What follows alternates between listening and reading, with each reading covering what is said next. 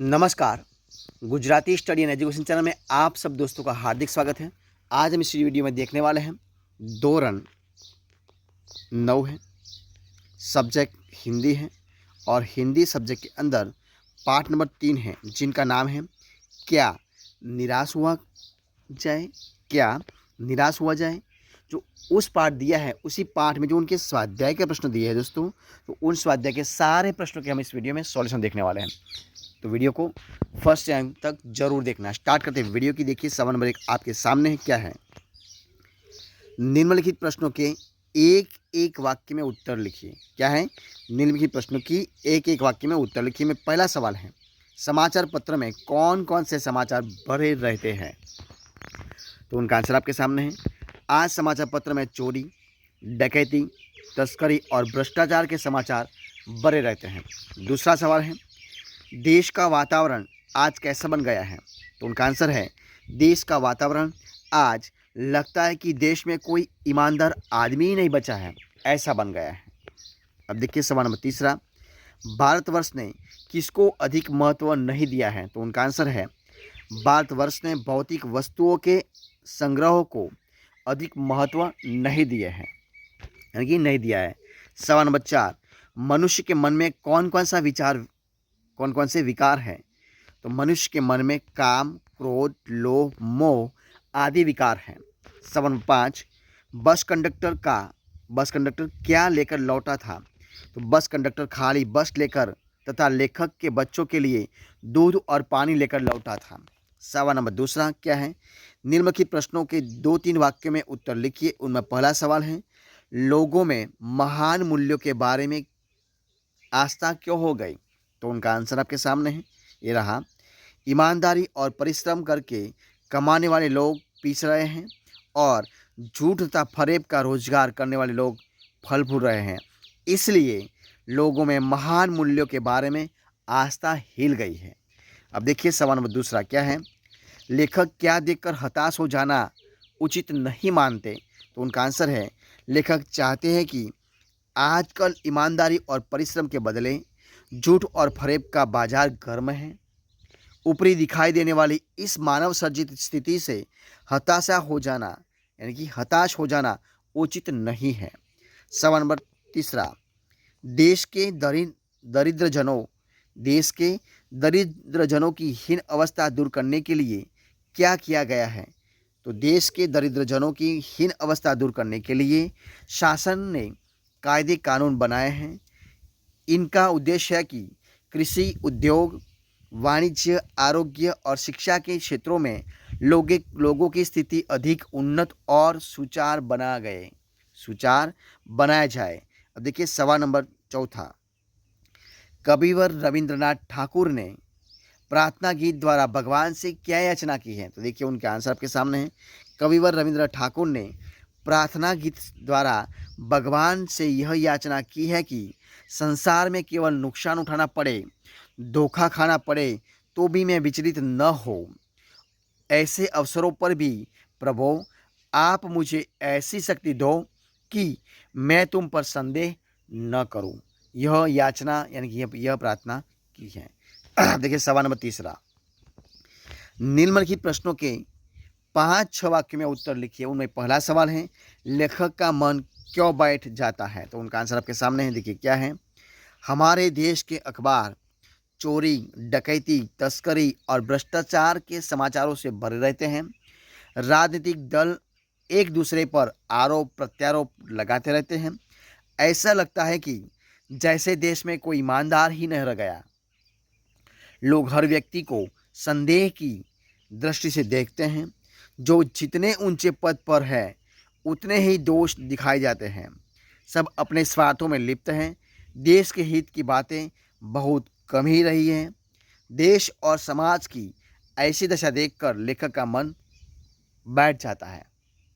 अब देखिए सवाल नंबर दूसरा, भारतवर्ष को महामानव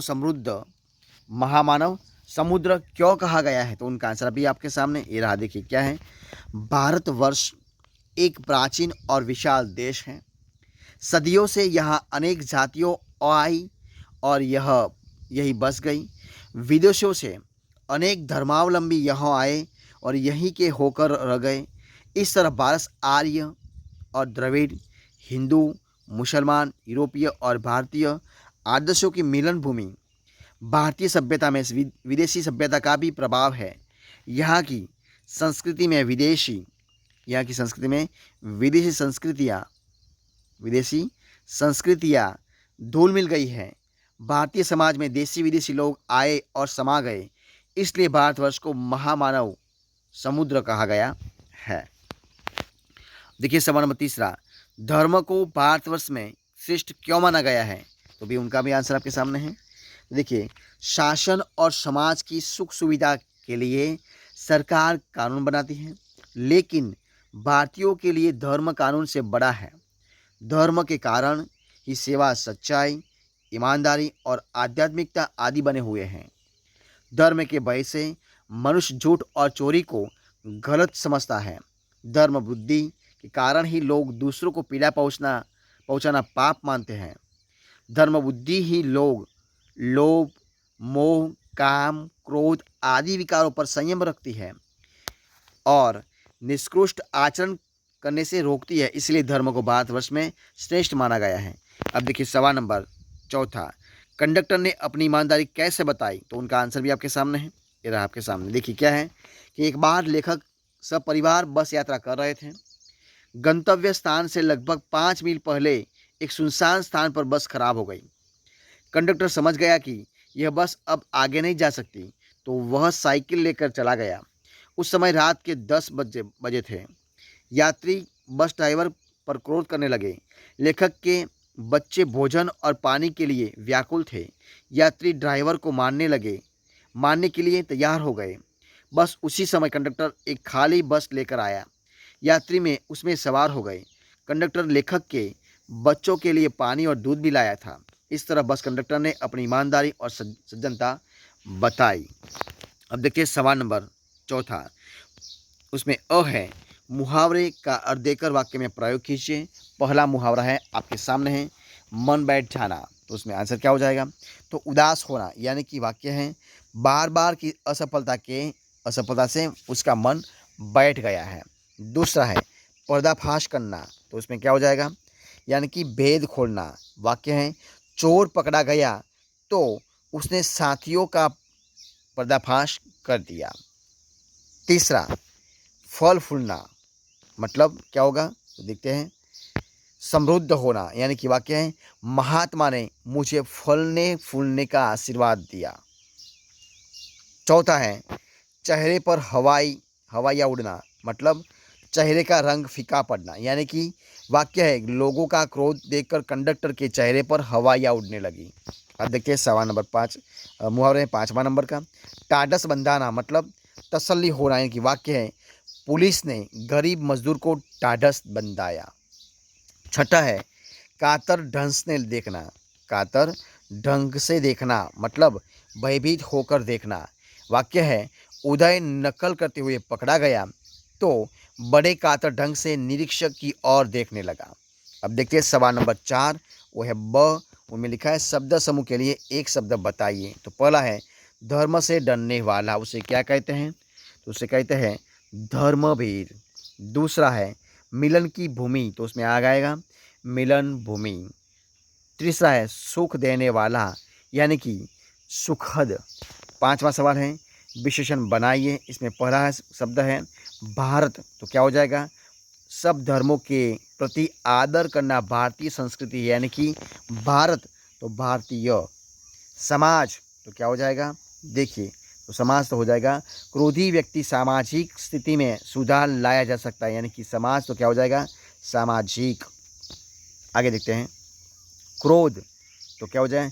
क्रोधी व्यक्ति अपना ही नुकसान करता है, यानी कि क्रोध तो क्या हो जाएगा? क्रोधी। चौथा क्या है? समय, तो क्या हो जाएगा? हर समाज की अपनी सामयिक समस्याएं होती है, समय तो क्या हो जाएगा? सामयिक। 5वां है धर्म, तो क्या हो जाएगा?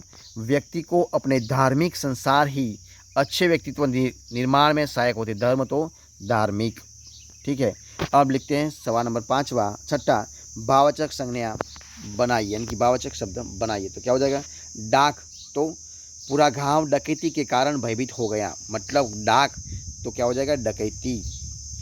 आदमी तो क्या हो जाएगा, आदमी ससे आदमियत चली जाए तो कौन अच्छा व्यवहार करेगा, तो आदमी, तो आदमियत।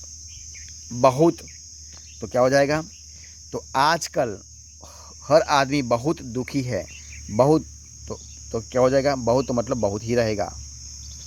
सभ्य तो क्या हो जाएगा, देश के दीन दुखियों के प्रति सभ्यतापूर्ण व्यवहार कौन करता है, तो सभ्य, तो सभ्यतापूर्ण।